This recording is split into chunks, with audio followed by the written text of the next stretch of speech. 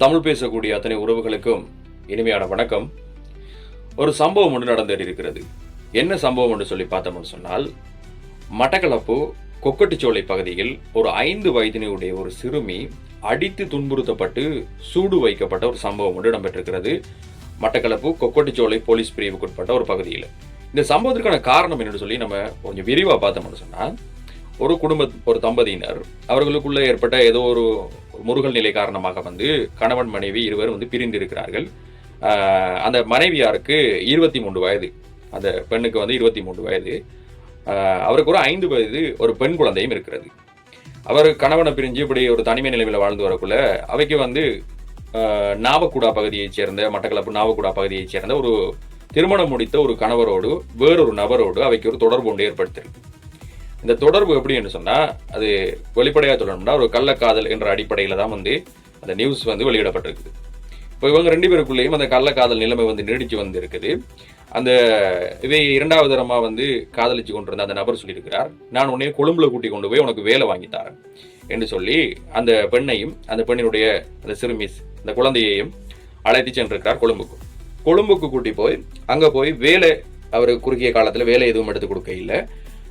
அங்கே ஒரு பகுதியில் ஒரு விடுதியில் தங்கி இருக்கும்போது அந்த பெண்ணினுடைய குழந்தை, அந்த 5 வயது சிறுமி, அந்த குழந்தைக்கு மிகவும் மோசமான முறையில், பார்க்கக்கூடிய உங்களுக்கு வடிவாக தெரியும், மிகவும் மோசமான முறையில் காட்டுமிராண்டித்தனமாக அடித்து துன்புறுத்தி சூடு வைத்திருக்கிறார். இந்த சம்பவம் ஒரு பெரும் அதிர்ச்சியை ஏற்படுத்தியிருக்கிறது.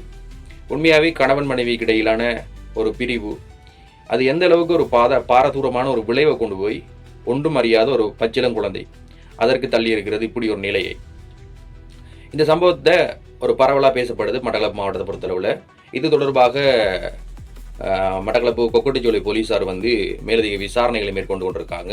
அந்த குறித்த நபர் அந்த சிறுமியையும் அந்த பெண்ணையும் கொழும்புக்கு அழைத்து சென்று அந்த பெண்ணினுடைய கள்ளக்காதல் எனப்படும் அந்த நபர், அவர் தற்பொழுது தலைமறைவாக இருக்கிறார் என்றும் ஒரு தகவல் ஒன்று வெளியாகிருக்கிறது. இன்னும் அவர் பிடிபடலை. அவர் ஏதோ ஒரு மிக ஒரு மோசமான செயல் செஞ்ச காரணத்தால் அவர் தலைமறைவாக இருக்கிறார் என்கின்ற ஒரு செயல் இடம்பெற்றிருக்குது.